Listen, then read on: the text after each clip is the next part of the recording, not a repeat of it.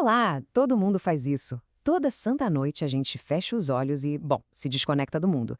Mas o que será que acontece de verdade nesse tempo? Hoje a gente vai mergulhar na jornada incrível e surpreendentemente ativa que o nosso cérebro encara toda noite. Para pensar um pouquinho nesse número, 26 anos.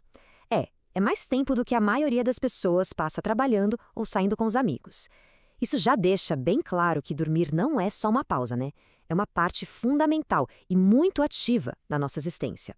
Pois é, essa é a grande questão. Por muito tempo, a gente pensou que o sono era um estado passivo, tipo desligar o computador e pronto. Mas a ciência hoje mostra uma história completamente diferente. Uma história cheia de atividade e processos que são vitais para a gente. Então, primeiro de tudo, vamos quebrar o maior mito que existe. O cérebro não desliga. Pelo contrário, ele está ali, trabalhando duro numa sequência biológica super regulada. Longe de ser um estado de calmaria total, o sono é um processo super dinâmico. O corpo inteiro passa por uma série de mudanças super bem orquestradas, quase como uma sinfonia fisiológica que nos prepara para o dia seguinte. A nossa noite sempre começa com uma descida. Imagina como se a gente estivesse descendo uma escada, indo para um descanso cada vez mais profundo.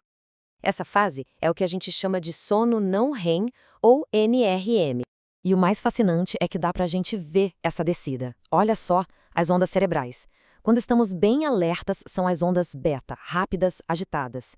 Conforme vamos adormecendo, elas vão ficando mais lentas, passam pelas ondas alfa, depois teta, até chegar nas ondas delta, que são longas e profundas. Elas são a marca registrada daquele sono que restaura de verdade.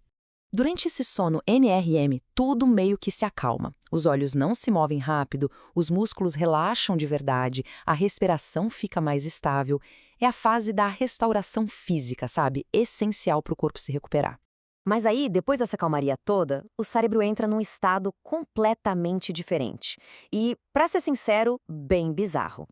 Bem-vindos ao sono REM, a fase onde a mágica e o paradoxo acontecem.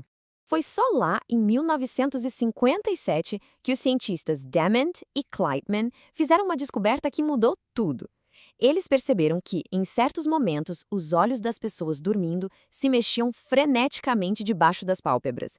E quando eles acordavam as pessoas nesses momentos, bingo! Era exatamente quando os sonhos mais vívidos estavam rolando.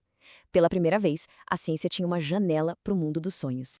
E aqui está o paradoxo de forma bem clara. No sono não REM, temos um cérebro calmo e um corpo calmo. Já no sono REM, o cérebro fica tão ativo quanto quando a gente está acordado, só que o corpo está paralisado. Um cérebro a 1000 por hora num corpo imóvel. É por isso que ele também é chamado de sono paradoxal. A nossa noite não é uma linha reta. Esse gráfico, que a gente chama de hipnograma, mostra que nós vamos pedalando por esses ciclos. A gente desce para o sono profundo, depois sobe para um sono mais leve e aí entra no REM. Cada ciclo desses dura uns 90 minutos e os períodos de sonho vão ficando cada vez mais longos conforme a manhã se aproxima. E essa arquitetura do sono não é a mesma para sempre, viu? Nas crianças, a gente vê períodos longos de sono bem profundo restaurador. Já nos idosos, o sono tende a ser mais leve, com mais despertares.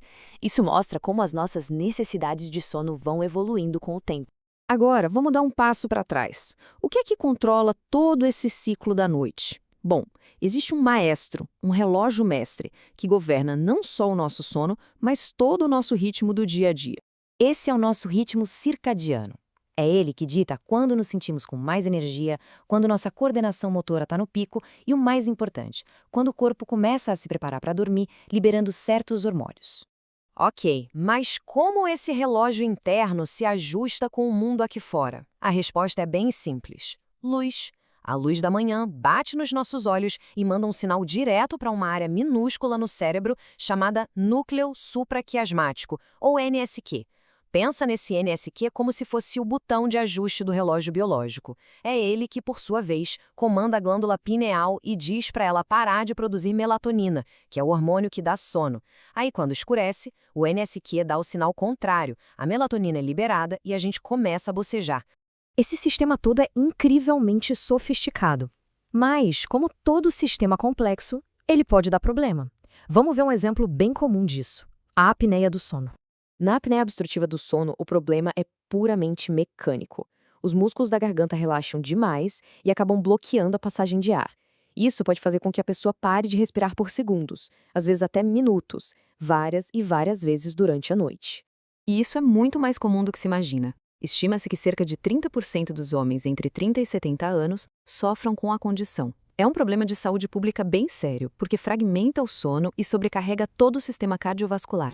Felizmente, a solução muitas vezes é até que bem simples. Um aparelho chamado CPAP fornece um fluxo de ar suave que funciona como um suporte, mantendo a via aérea aberta. Isso permite um sono contínuo e, finalmente, restaurador. E isso nos leva a um conceito bem útil: a eficiência do sono. Não se trata só de quantas horas se passa na cama, mas sim de quanto desse tempo é realmente gasto dormindo.